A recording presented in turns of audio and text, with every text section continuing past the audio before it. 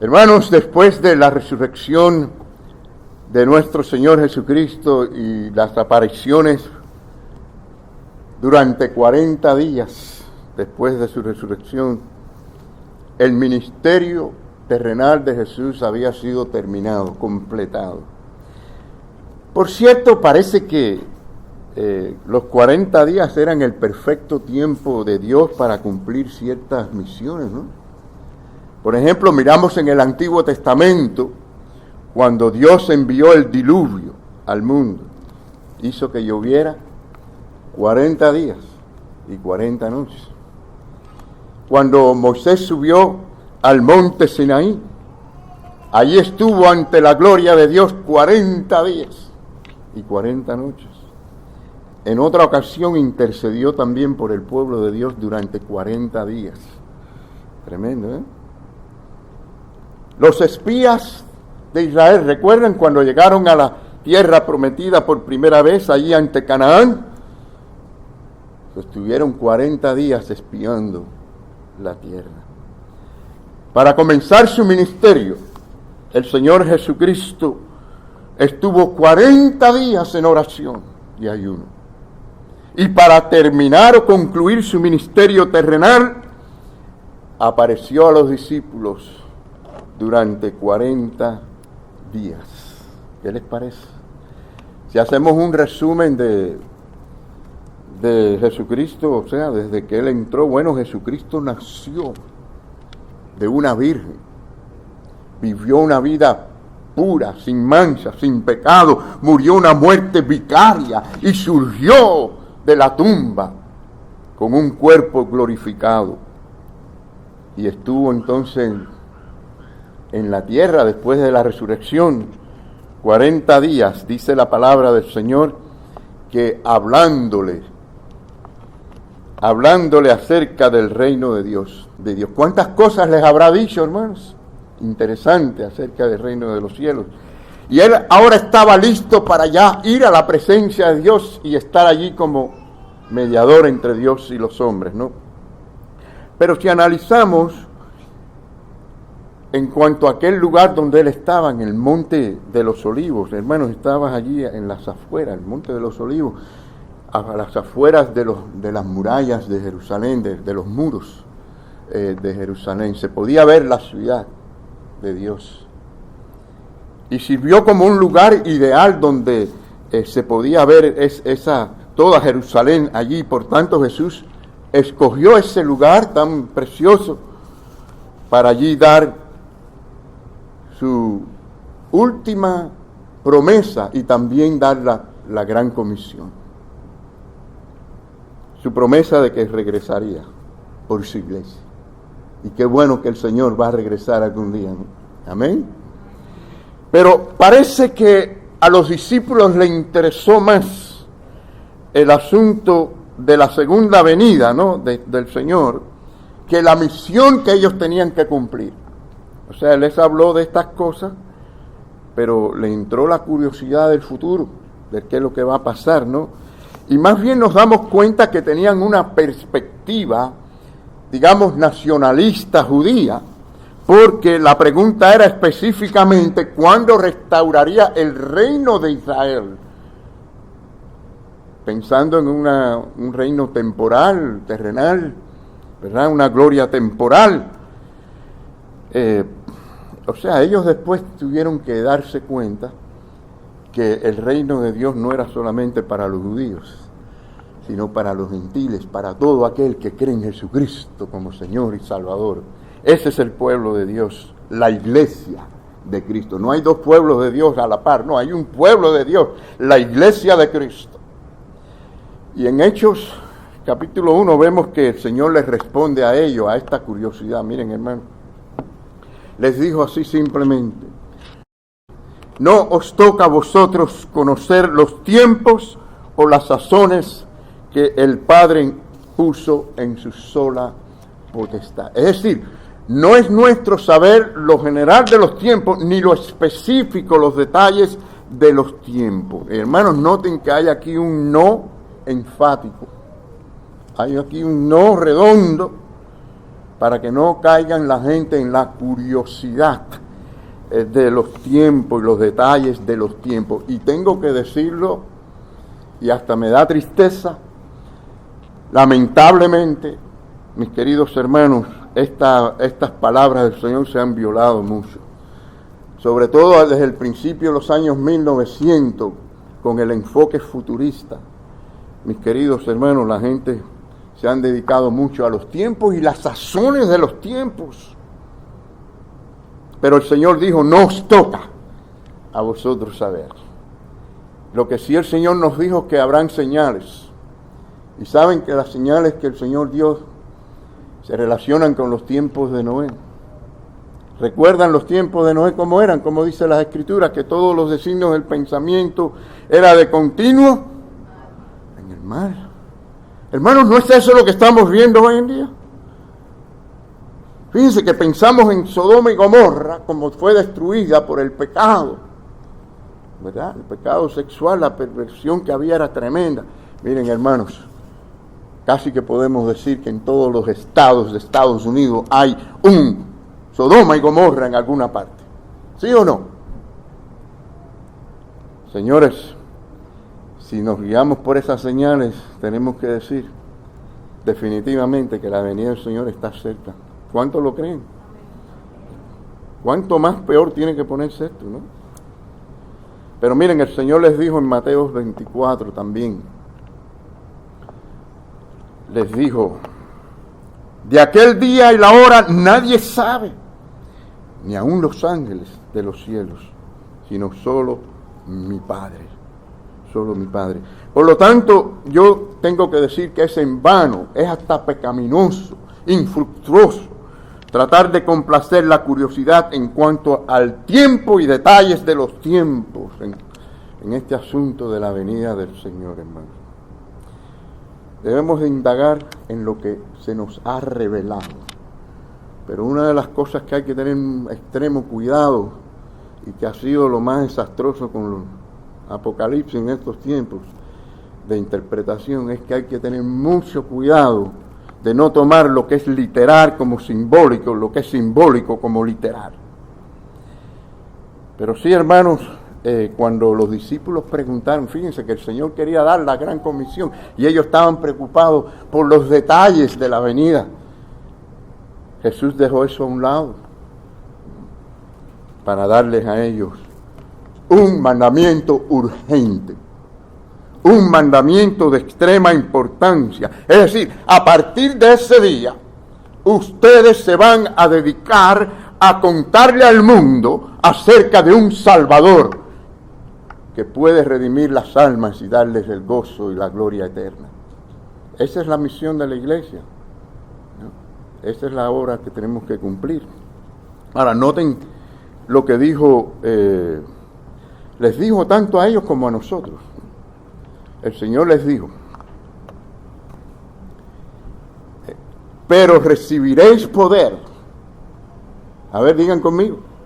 Pero recibiréis poder cuando haya venido sobre vosotros el Espíritu Santo y me seréis testigos. Ustedes saben que esa palabrita en griego allí, poder, es la palabra donde nosotros sacamos la palabra dinamita. ¿Sabía eso? O sea que podemos tener un poder explosivo para ganar a la comunidad, para Cristo, para hacer grandes cosas para la obra de Dios. Nosotros somos los que apagamos ese poder. Y algunos en vez de dinamita lo que tienen es un fósforo. Pero el Señor dice que podemos tener dinamita. Lo limitamos con nuestra poca consagración, fidelidad a Dios, con nuestra poca entrega al Señor. Pero sí está allí disponible para el creyente, para el que tiene el Espíritu Santo, para el que ha creído en Cristo como Señor y Salvador. Tiene ese poder para orar según la voluntad de Dios. Y sí, mis queridos hermanos, noten que, primero que todo, el poder viene del Espíritu Santo. No es nuestro, no es propio nuestro. Viene del Espíritu Santo y se llena en nosotros con nuestra consagración a Él. Ahora, sería interesante preguntar con qué la gente asocia poder. ¿Con qué lo asocio? Yo me imagino a algunos pensando en un potente río, quizás controlado por una represa, ¿no? Para un bien. Pero también podemos pensar en un río poderoso que va desbocado, ¿no? Que es destructivo, devastador. Pensamos en cosas así. Por ejemplo, podemos pensar en cuanto a la energía atómica. Eso es poder, ¿sí o no? Miren lo que causó la bomba atómica en Hiroshima. Aplanó por completo a Hiroshima. ¿Qué poder es ese? Pero también se puede usar para mover poderosamente una nave marítima. Pensamos, por ejemplo, en la influencia de un gobierno, eso es poder también, ¿no? Podemos pensar, no sé, en el motor de un carro. Los otros días estábamos saliendo del ensayo y la hermana Miriam me dice, ay, ¿por qué ese carro tiene esa bulla tan fuerte? Yo le dije, porque tiene un motor de carrera, un motor potente. Un carro sin motor no sirve nada más que para exhibirlo, ¿no? Necesita la fuerza. Hermanos, del mismo modo, los cristianos deben ser más que simplemente obras, digamos, de moralidad, de gente de buenas obras. Necesitamos estar en el poder del Espíritu Santo, entregados al Señor. Estamos llamados a ser luz, y esa luz requiere poder, ¿no? Hay diferentes voltajes, ¿no? Pero mientras más poder, más voltaje tenemos, más alumbramos al Señor. Pero también dice que debemos de ser sal, y esa es la influencia preservadora, edificante. No podemos contaminarnos con el mundo, tenemos que ser limpios, puros. Ahora, cuando el Espíritu Santo llena a una persona, porque la Biblia habla de tener el Espíritu Santo a través de Cristo, ¿no? Creemos en Cristo, tenemos el Espíritu Santo. Pero también la Biblia habla de la llenura del Espíritu Santo. Y nos llenamos como cuando somos fieles al Señor, cuando nos consagramos, cuando vivimos una vida limpia y pura. El poder se manifiesta y las bendiciones vienen, hermanos. Pero fíjense, cuando llena el corazón de un creyente con ese poder, esa presencia del Señor, se engendra el impulso precisamente hacia adelante, hacia la gran comisión. Ahora, ¿qué es lo que estoy diciendo con esto? Que cuando carece ese deseo, esa participación, ese interés en cuanto a la misión de Dios, en cuanto a la obra que el Señor nos encomendó, ahí hay una evidencia que el Espíritu Santo está apagado, señores. Pero noten que también el Señor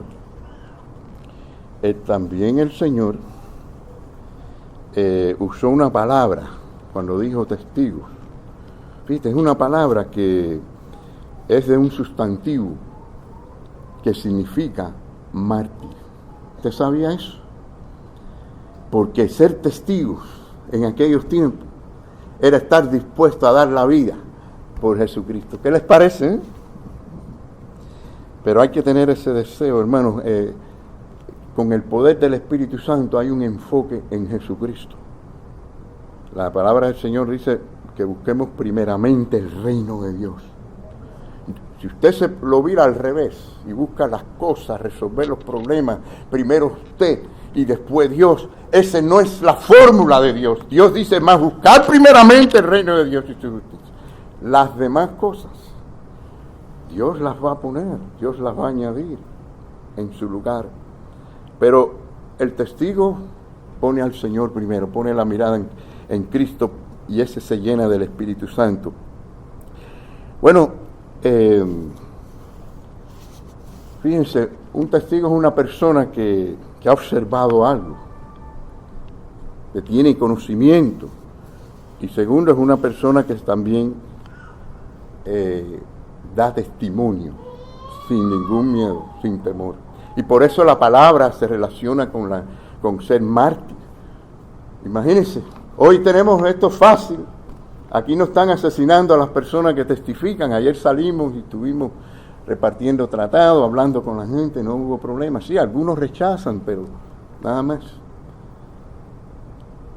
Y muchos no lo hacen, estamos muy callados. Hermanos, a los apóstoles se les llaman mártires. ¿Por qué? Porque ellos sellaron su testimonio con el dar su vida por la causa del Señor. Miren, poco después de los días de Jesús, ser un testigo de Cristo, hermano, había que ser de verdad cristiano. Había que ser de verdad convertido, porque había persecución. Pero aquellos que de verdad eran tocados por la gracia de Dios, hacían la obra del Señor sin miedo. Y ustedes saben que en ciertas partes del mundo, hoy por hoy, la persecución es terrible hacia los cristianos. Eso nunca ha cesado. Por ejemplo, ustedes miran al norte de Corea, que creo que es la número 1 en perseguir a los cristianos. Ellos no quieren dar los números, igual que en China, no, pero se estima entre 50 y 70 mil cristianos en prisión por la fe, y que unos 200 de ellos mueren por el maltrato y por estar en prisión y por la fe en Jesucristo cada año. Y en cuanto a China, se cree que más de 100.000 cristianos están encarcelados por su fe. Hermanos, todavía los cristianos están siendo perseguidos. Realmente en ninguna parte del mundo es fácil, porque siempre hay alguna tentación, alguna prueba. Algunos acá, pues por quedar bien con la gente, no se atreven a testificar, ¿no? Otros por miedo a que los desprecien. Pero hay ciertos requisitos que la Biblia nos enseña, ¿verdad? La palabra del Señor nos enseña ciertos requisitos y nos damos cuenta a la luz del texto que estamos mirando en esta mañana. Por ejemplo, un testigo. Un testigo es alguien que sabe algo importante. ¿Usted lo sabe? ¿Usted sabe acerca de Jesucristo? ¿Qué es lo que usted conoce acerca de Jesucristo? Mire, vaya a una corte judicial, por ejemplo, y observe allí a los testigos que son llamados al tribunal, ¿no? ¿Y cuál es el primer requisito que ellos tienen que tener? El testigo debe tener conocimiento de algunos hechos, de algo que ocurrió, ¿no? De lo contrario, no tiene razón para estar allí en esa corte judicial. Miren, si el testigo se para a dar testimonio y dice, a mí me parece que yo oí, yo creo que hizo, inmediatamente el abogado que es opositor se pone en pie y le dice al juez, juez honorable, objeción, protesto. No estamos aquí para oír qué es lo que él cree o le parece que vio o oyó. Estamos aquí para saber lo que vio, palpó, lo que fue de primera mano, según vio o oyó. Así que, ¿cuál es la calificación para un cristiano ser un testigo de Cristo, hermanos? Saber, primero que nada, saber en quién ha creído. Saber quién es el Señor. El apóstol Pablo dijo, ¿saben lo que dijo el apóstol Pablo? No me avergüenzo porque yo sé, ¿cómo dice? Yo sé en quién he creído. ¿Sabes en quién has creído? A ver, ¿cuántos saben en quién han creído? Gloria a Dios, gloria a Dios. Miren, a un gran cristiano de otra generación se le preguntó, ya en sus años de ancianidad, ¿no? Tenía unos 85 años de edad, cómo él se sentía acerca de la vida venidera, ¿no? Del más allá. Y él respondió y dijo, ¿sabe qué? He pensado mucho en eso en estos últimos años. Yo creo que eso es común, ¿no? A medida que nos vamos envejeciendo, le damos más importancia a las cosas espirituales, a las cosas de la eternidad, ¿no? Pero él dijo, anteriormente he estado frente a la sombra del duelo de muchas personas y he tratado de confortar a muchos corazones tristes. Ahora, en mis días decrecientes, yo puedo decir que yo no estoy ni la mitad seguro de lo que va a ser en detalles esa vida futura, pero sí puedo decir que estoy el doble seguro de que la vida eterna será en la casa de mi Padre Celestial. ¿Cuántos pueden decir aquí hoy? Estoy seguro que estaré allí, en aquel lugar que mi nombre está escrito en el libro de la vida. Amén. Cuán cierto esto en la vida de los cristianos, ¿verdad? Mientras envejecemos, los detalles del cielo, de cómo será, no es tan importante como el saber que estaremos en la casa de nuestro Padre Celestial, en las moradas celestiales. Ese Dios creador maravilloso que hizo un mundo como este, a nuestra vista, con tantas maravillas. Cuántas cosas más ese Dios creador que continúa eternamente creando tiene para nosotros en esas mansiones celestiales. Pero lo que importa es saber que allí vamos a estar.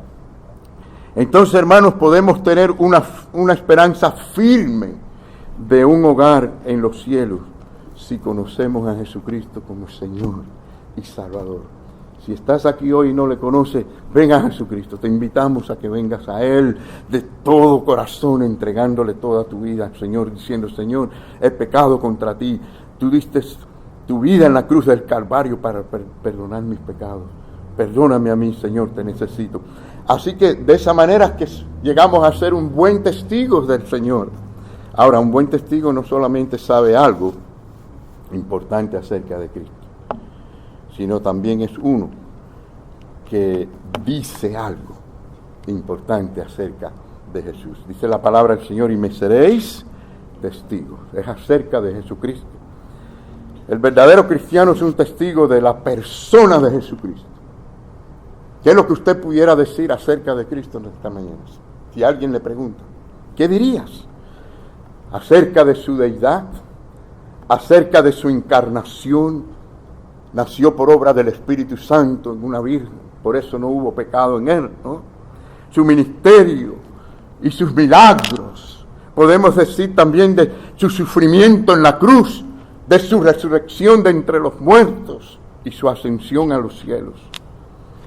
Este es el trabajo nuestro. Hablar de Jesucristo, hablar de lo que Él es y que hizo el Señor. Ese es nuestro negocio, testificar del sufrimiento de Cristo y la gloria que le sigue. Es testificarle al mundo que Él es el único medio, que no hay otro, el único Salvador, suficiente Salvador para el pecador. Esto hay que decirlo, hermanos, esto hay que decirlo al mundo hasta lo último de la tierra. No podemos demorar, ni podemos callar. Saben que de vez en cuando leemos de un testigo que viene años después de un crimen. Tristemente, cuando ya la persona ha estado años en la cárcel, ¿no? Y entonces da testimonio de la verdad y el prisionero es librado. Leí sobre uno de ellos los otros días, 45 años el hombre en la cárcel. En esos años él buscó la manera de trabajar y ahorrar su dinero y todo lo hizo para buscarse un buen abogado que algún día lo defendiera. Y el abogado buscó a los testigos y dieron testimonio diciendo la verdad. 45 años perdidos. Porque alguien sabía algo y no lo dijo. Conocían los hechos, pero quedaron callados. No dijeron nada. Y el resultado fue una persona encarcelada por muchos años, ¿no? Saben que hay mucha gente así, no digo que la mayoría, será un número pequeño por ciento, pero siempre hay personas inocentes que por algún motivo están en las cárceles. Así que, hermanos, conocer acerca de Jesucristo, escuche bien, conocer acerca de Jesucristo y no decirle a otros, a los demás, es el peor silencio que podemos hacer. Imagínense que alguien descubra la cura del cáncer y no diga nada, ¿eh? ¿Cuántas personas morirían que pudieran ser salvas, ¿no? Pero aquí estamos hablando de algo mucho más importante. Estamos hablando del destino eterno del ser humano, de las almas. Yo les digo, hermanos, que no existe ningún argumento lógico, ninguna oratoria, por elocuente, por persuasiva que sea, que pueda tocar el alma de una persona, cambiarla y darle la gloria eterna. Solamente a través de la palabra de Dios, del Evangelio de Jesucristo. Y usted y yo hemos sido llamados a testificar al mundo de Jesucristo, quien murió, resucitó y es exaltado en gloria. Y ese es el plan de Dios, el plan simple de nuestro Señor, ¿no? Que usted y yo seamos un testigo, que hablemos lo que hemos conocido de Él. Saben que muchas historias han sido contadas de tragedias en la vida de personas, debido a la falta de conocimiento o porque algún mensaje no llegó a tiempo. Bueno, me viene a la mente algunos de ustedes que estuvieron aquí en ese tiempo, en el 1986, que fue cuando el transbordador Challenger de la NASA salía a la Luna. Yo estaba delante de la televisión de lo más entusiasmado viendo a esos 7 astronautas salir. Y de pronto explotó en el aire. ¡Qué tragedia! ¡Qué dolor! ¡Qué momento! Todavía me emociona. Hermanos, se descubrió que se desconocía de un fallo que había en los sellos para no permitir que el calor y los gases penetraran hacia adentro durante la convulsión del propulsor del motor. Falta de conocimiento, hermanos. Miren lo que dice el Señor Jesucristo. El Señor Jesucristo, digo la palabra del Señor en el Antiguo Testamento, pero el Señor hablando: mi pueblo perece por falta de conocimiento. Ese no es el texto, ¿no?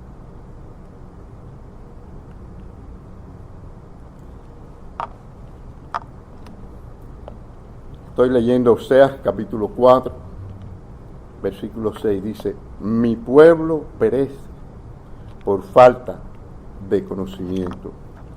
Bueno, hay conocimientos que si no llegan a tiempo son destructivos, hermanos, pero la peor causa, el peor de todo es cuando se trata de la vida eterna. Y por eso es que Dios diseñó un plan y lo hizo dándonos el poder del Espíritu Santo para que nosotros testifiquemos. Se cuenta que John D. Rockefeller, ¿han oído de él? Este hombre era en su tiempo reconocido como uno de los magnates más ricos, más millonarios del mundo, ¿no? Él, una de las cosas, entre muchos negocios, se dedicó mucho a la refinería de petróleo, ¿no? Especialmente el queroseno y la gasolina. Pero ¿saben qué? A él le gustaba jugar golf. A los que les gusten jugar golf y no saben, miren, ahí tienen a un maestro que los puede enseñar a jugar golf. Les gusta jugar golf. Rockefeller jugaba, qué bueno hubiera sido jugar con Rockefeller un jueguito. Pero él jugaba mucho golf con un amigo que él tenía, que también tenía negocio, sobre todo el negocio de los seguros, vendía seguros. Y un buen día Rockefeller hizo un seguro multimillonario, pero no con su amigo. Y cuando su amigo se enteró, fue a él y le dijo: pero ¿por qué no me dejaste hacerte la póliza? Te hubiera dado un mejor precio. ¿Saben cuál fue la respuesta? Tú nunca me hablaste de venderme una póliza. Nunca intentaste ni me preguntaste si yo necesitaba alguna póliza. ¿Qué les parece? A veces por no decir algo, miren lo que pasa, ¿no? Pero, hermano, más que importante que todo es testificar acerca de Jesucristo, que le hablemos a la gente de nuestro Señor Jesucristo. No hemos sido llamados a ser tímidos, hemos sido llamados verdaderamente a predicar sin miedo. Dice la palabra del Señor, porque no nos ha dado Dios espíritu de cobardía, sino de poder, de amor y dominio propio. Vamos a decirlo todo, ¿no? Porque no nos ha dado Dios espíritu de cobardía, sino de poder, de amor y de dominio propio. Fíjense que el poder debe ser controlado con el amor y el dominio propio. Estos van juntos, ¿verdad? Y la venida del Espíritu Santo no solo fue una prueba de la fidelidad de Dios en cumplir su promesa para nosotros, sino también es la preparación para que nosotros podamos evangelizar. El apóstol Pablo decía, porque no me avergüenzo, en Romanos 1:16, porque no me avergüenzo del evangelio. ¿Cuántos se lo saben el versículo? Vamos a ver si lo podemos decir. Porque no me avergüenzo del evangelio, porque es poder de Dios para salvación a todo aquel que cree, al judío primeramente y también al griego. No nos avergoncemos de algo tan maravilloso, tan preciado, tan grande, tan poderoso, hermanos. En tercer lugar, en esta mañana, y finalmente, un buen testigo debe ser algo también. Miren, esta clase de testigo no solamente habla, sino que vive lo que dice. Vive como testimonio. Tiene la experiencia personal del amor y del poder de Dios. Un famoso escéptico fue llamado el padre espiritual del nazismo. Dijo en una ocasión, parecido a lo que alguien le dijo a Pablo una vez, por poco me persuades a ser cristiano, le dijo, por poco me convierto al cristianismo en un momento dado. Él dice que mientras él estaba en esa decisión o quería ver si podía decidir ser cristiano, decidió vivir entre los cristianos. Pero miren, él dijo esto: estos cristianos tendrán que parecerse a personas mucho más redimidas antes de que yo pueda ser cristiano. Terrible eso, ¿no? Yo voy ahora a defender un poquito a los cristianos, pero antes quiero decirle también lo que dijo Mahatma Gandhi. Mahatma Gandhi, que asistió a una escuela cristiana, se dice que se desilusionó. Y él dijo, habría sido cristiano si no hubiera sido por los cristianos. Mire, vamos a ver las dos partes. Primero quiero decirle, los cristianos no somos gente perfecta. Vamos a aclarar eso. Empezando que no todos tenemos el mismo nivel de madurez y de crecimiento espiritual. ¿No? Eso es cierto, ¿sí o no? Okay. Pero somos gente redimida por el Señor Jesucristo. Segundo, quiero decirles que no siempre podemos aceptar esa cara, ¿no? Esas declaraciones de los no cristianos como verdadera razón para no seguir a Cristo. Primero que nada, segundo, vamos a decir la gracia del Señor cuando toca a alguien y guía a alguien al arrepentimiento. Aunque los que estén alrededor no sean buenos cristianos o sean lo que sean, ese es convertido por el Señor. ¿Sí o no? Amén.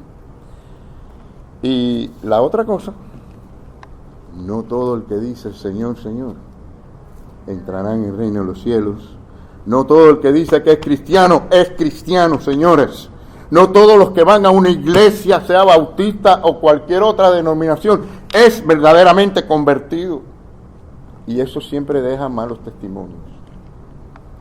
Definitivamente hay personas que ven eso y entonces pues le echan la culpa a todos los cristianos, ¿no? Pero miren, es cierto que debemos de ver ese tipo de cosas negativas. Es bueno para evaluarnos cómo está nuestra vida espiritual. Si de verdad estamos siendo un testimonio al mundo de que estamos viviendo lo que de verdad nosotros enseñamos. Hace muchos años yo recibí una llamada de una persona que no me quiso decir quién era. Solo que para decirme que había una persona en la iglesia que trabajaba con ella, que no debería llamarse cristiano. Qué pena, ¿no? Para un pastor, qué dolor que nos digan algo así. Hermano, es mejor que no diga que es cristiano si no vamos a vivir como cristianos. O vamos a hacer un ejemplo, ¿no?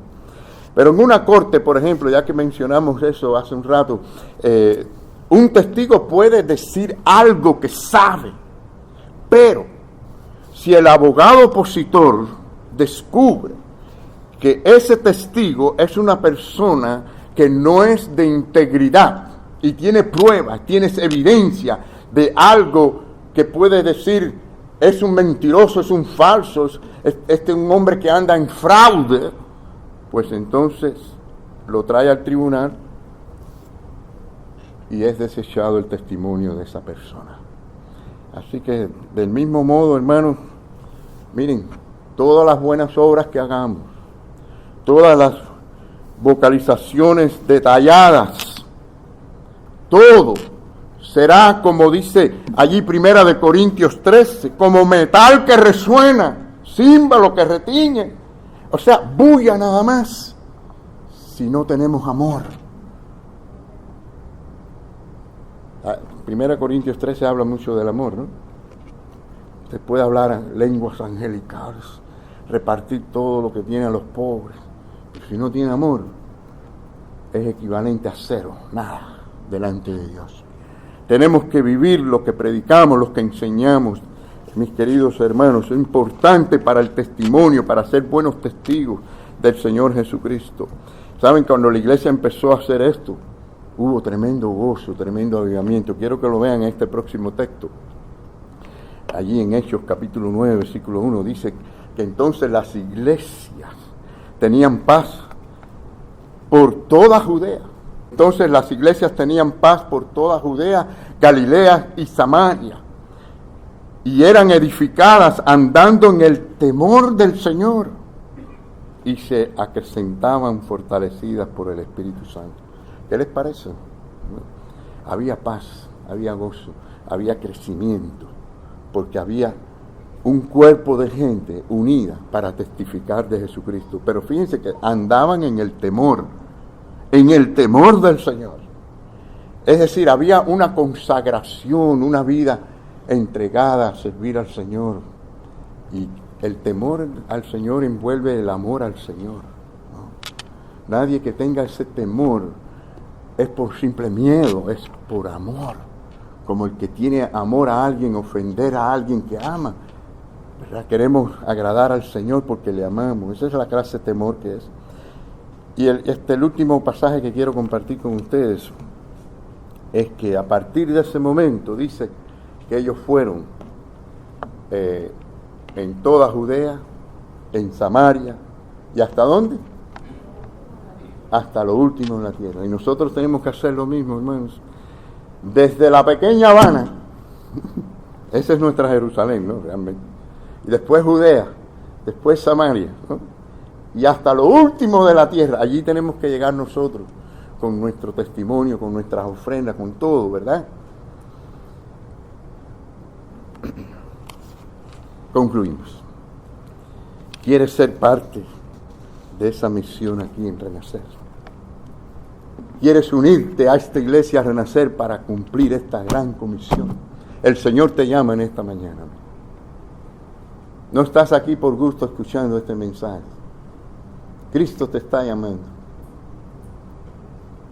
¿Quieres hacer ese compromiso en esta mañana con el Señor? Decir, Señor, esta es tu misión. Estoy aquí para ser un testigo tuyo, ayúdame. Quizás alguno tenga que decir, perdóname, Señor, porque yo no he sido el testigo que he debido ser o que debo ser. He tenido miedo, me he avergonzado. Pero Señor, perdóname, dame la fuerza, ayúdame, ponme a alguien por delante para testificarle, hablarle de Cristo. ¿Cuántos quieren decirle así al Señor en esta mañana? Amén, gloria al Señor, gloria al Señor, gloria al Señor. Hay alguien que quiere, quizás por primera vez, decir, Señor, yo nunca he estado en estos caminos, pero yo quiero venir a ti hoy. Reconozco que tú eres el Salvador. Me siento pecador. Reconozco que he pecado, que te he ofendido, Señor, y vengo a ti porque yo sé que tu preciosa sangre me limpia de todo pecado. Confío en tu gracia, confío en tu misericordia. ¿Quieres decirle así en esta mañana al Señor? ¿Alguna persona que no lo ha hecho?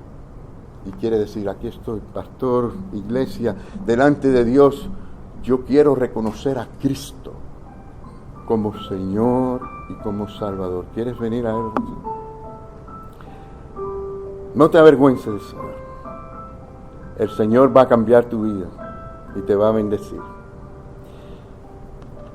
Pero bueno, quiero terminar porque ya el mensaje está dicho. Pero muy importante para los que somos ya creyentes, que entendamos para qué estamos y hacia dónde vamos. ¿Dónde está nuestra mirada? ¿En las cosas del mundo? ¿Dónde están nuestras mayores preocupaciones? Yo sé que van a haber problemas en la vida, problemas financieros, a veces problemas de matrimonio. Pero ¿saben qué? Muchas cosas tienen que ver con nuestro egocentrismo. Muchos de los problemas psíquicos, psicológicos, emocionales, tienen que ver a veces con nuestro egocentrismo y propio orgullo. Estamos enfocados en nosotros, en mi problema, en el yo.